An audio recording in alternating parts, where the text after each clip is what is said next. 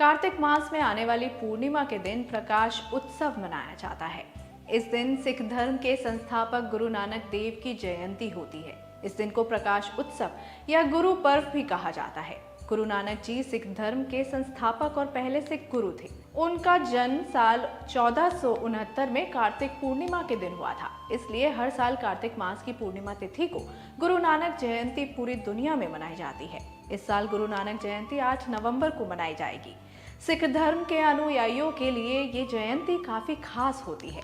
गुरु नानक जयंती उत्सव पूर्णमासी दिवस या पूर्णिमा दिवस से 2 दिन पहले शुरू हो जाता है।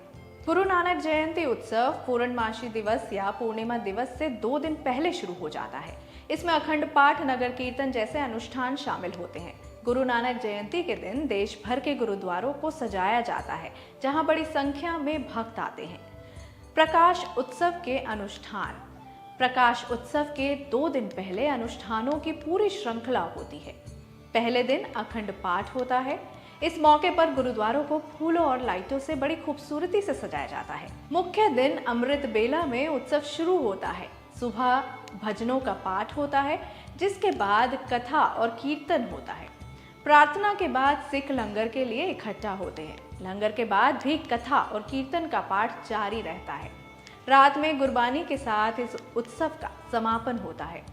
गुरु नानक जयंती के पवित्र अवसर पर सिख समुदाय के लोग कई जगहों पर लंगर चलाते हैं। प्रकाश उत्सव का महत्व। प्रकाश उत्सव कार्तिक मास में आने वाली पूर्णिमा के दिन पड़ता है। मान्यता है कि इस दिन किए गए दान पुण्य के कार्य बेहद फलदायी होते हैं। इस दिन दीपदान करना भी बहुत शुभ माना जाता है। श्री नानक देव जी की कहानी। श्री नानक देव जी का जन्म 15 अप्रैल 1469 में गांव तलवंडी में हुआ था, जिसे आज नानकाना साहिब कहा जाता है और जो वर्तमान में पाकिस्तान में स्थित है। 22 सितंबर 1529 के दिन करतारपुर में इनका देहांत हो गया था। ये भी वर्तमान में पाकिस्तान में स्थित है। आज से करीब 550 वर्ष पहले पंजाब से गुरु नानक देव जी द्वारा हिंदू धर्म से पृथक एक नए पंथ की नींव रखी गई थी, जो सिख धर्म के रूप में जाना जाता है। आपसी प्रेम सौहार्द को बढ़ावा देने के लिए नानक देव ने आजीवन कार्य किया। एक हिंदू परिवार में जन्म लेने वाले नानक जी धर्म के आडंबरों, रीति रिवाजों और कुप्रथाओं के प्रबल विरोधी थे।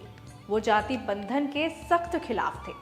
बचपन से ही धर्म से जुड़ी इस तरह की बातों में वो विश्वास नहीं करते थे। वो सच्ची लगन से अपने प्रभु को याद करते और अपने व्यवसाय से परिवार का पालन पोषण करते थे। इन्होंने बचपन में ही पंजाबी, उर्दू और फारसी भाषा का भी ज्ञान प्राप्त कर लिया था। इनके पिताजी गांव के पटवारी थे। नानक जी ने बचपन में पशुचारण का कार्य लंबे समय तक किया। इसी दौरान उन्होंने अपने गांव वालों को पहला चमत्कार दिखाया था। एक दिन जब वो अपने मवेशियों को चरा रहे थे तो भक्ति में चित्त हो गए, जिस कारण पशुओं ने पूरे खेत को चर लिया था। तब एक किसान की शिकायत पर पंचायत बुलाई गई। जब लोग खेत के नुकसान का जायजा लेने गए तो नजारा देखकर दंग रह गए।